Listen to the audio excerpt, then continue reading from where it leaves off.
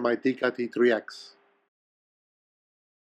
I recently painted my AR-15, and I liked that paint job so much that I decided to go ahead and give a similar paint job to my Tikka T3x stock.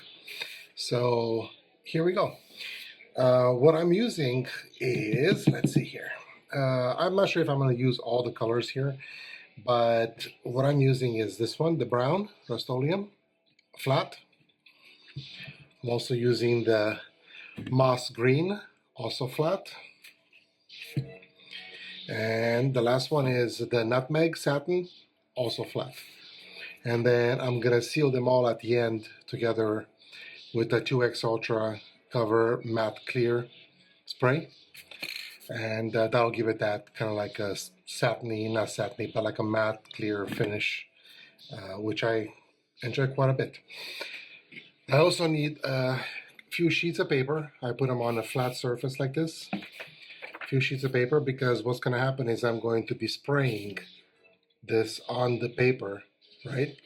And then I'll be using these, which are, they come from a roll for painting walls. Basically, this was a roll before, and I cut it into 3 pieces. The other piece I don't need.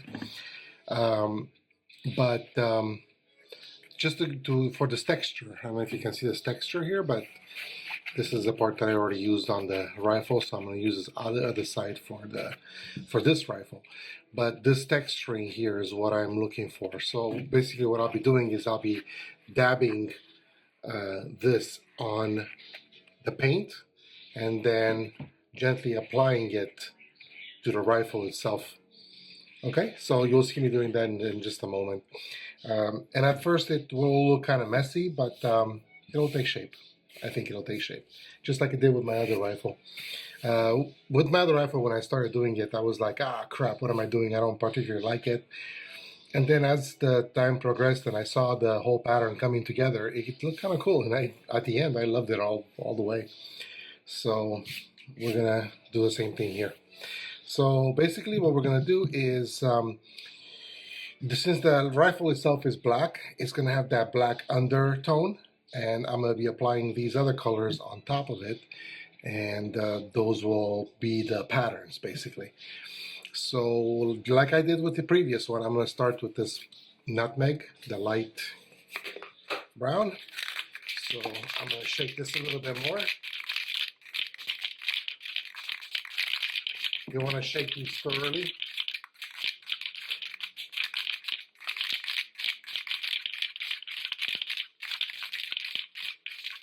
And you want to shake them for about 2 minutes. I've already shaken these for a while before I put them down here. So I'm not going to quite shake them for 2 minutes. But you kind of want to shake them for at least a little while. So spray this directly on here.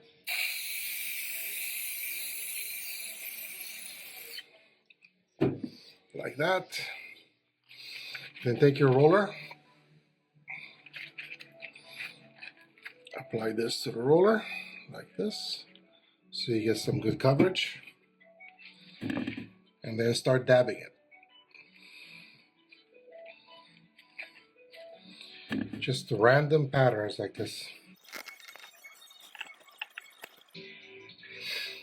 And let it dry. And after it dries, you want to repeat the process on the other side and on this side and the top. Don't paint on the inside where the action is or any of that. Don't paint on the inside here. None of that. Ignore that part and just paint around, just on the outside. And we'll see how well this dries. Yeah, it's drying up. It's fine.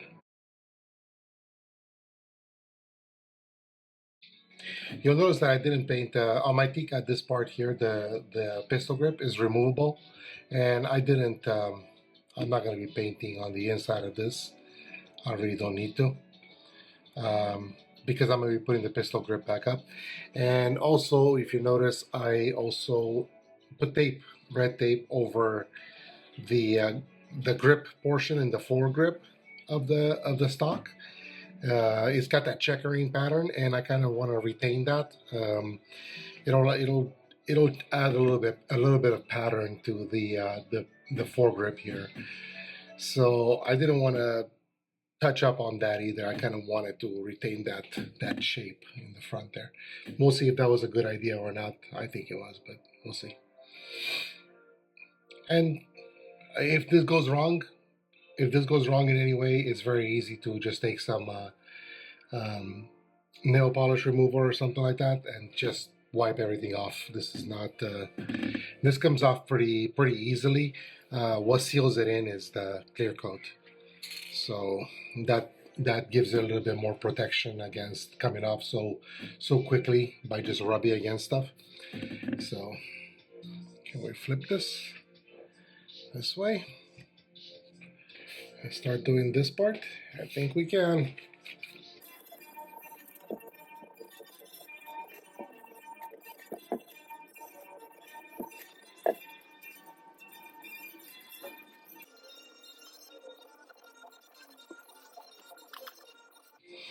We'll let this part dry and come back to it.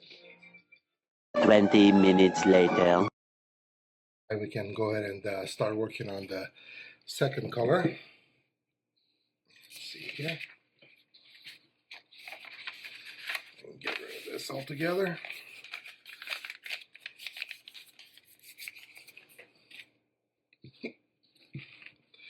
So the second color we're going to do is going to be the green.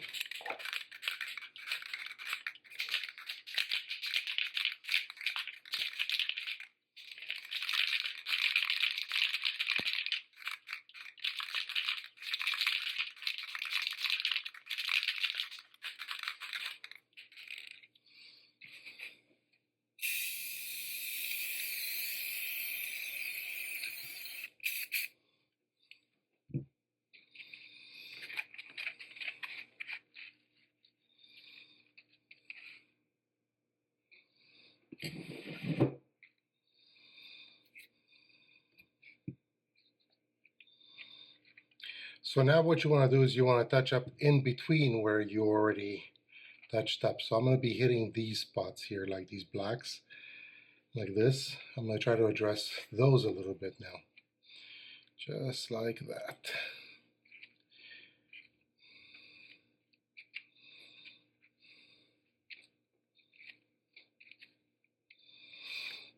Let's see what's happening. It's starting to look good.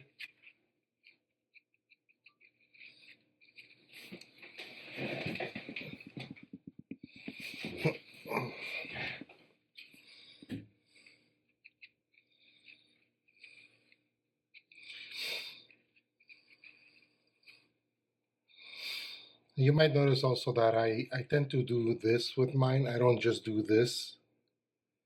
I don't want to have a repeat pattern everywhere. I will tend to rotate a little bit.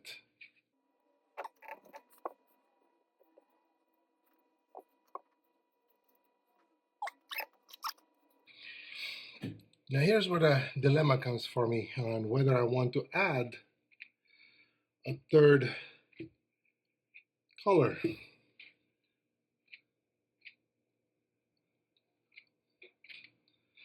Because I already think this looks good enough. Like, I don't know if I want to do the brown, the dark brown.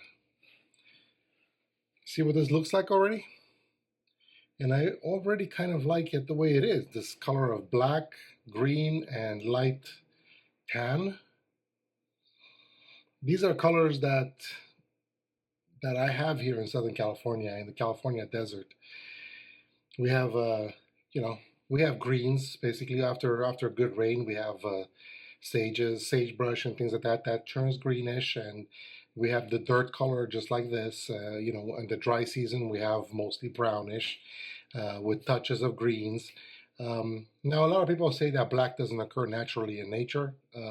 I'm not exactly sure what they're talking about, considering shadows are all, deep shadows are all black. You're not gonna. So, maybe they're referring to something like foliage and stuff like that. That doesn't occur. Black foliage doesn't occur naturally, but black does occur in nature as far as shadows are concerned.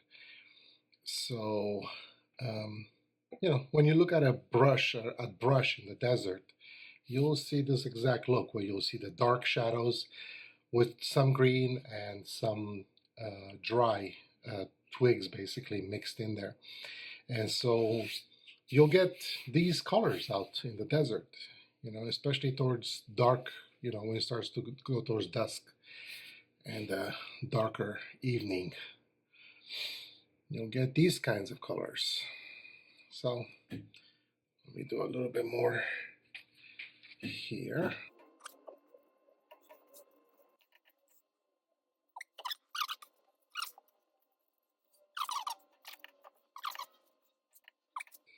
All right, let's let this dry out.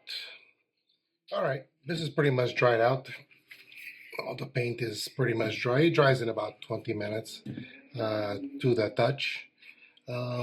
And so basically what I'm going to do here, last part that I'm going to do is I'm going to apply this matte clear coat.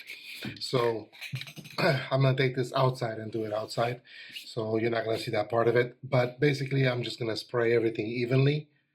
One coat, let it dry, and then I'll do one more coat and let that dry. And then I will come back and show you guys the final result.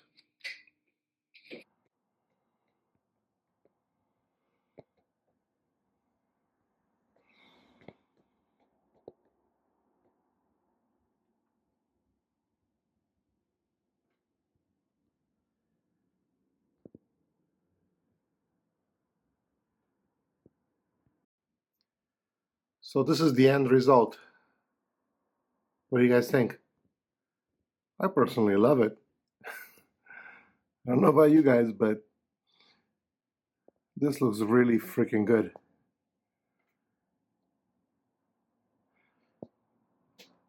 Maybe I'm in the wrong line of work. I should get into rifle painting.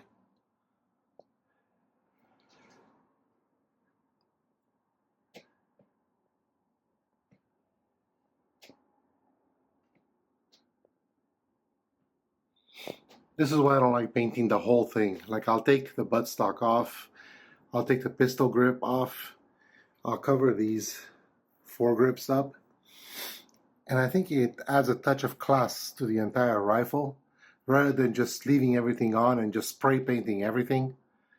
You know, just one swath of color and then you do leaves and all sorts of stuff right over everything. I think this looks a lot classier. What do you guys think? Let me know. Let me know in the comments below.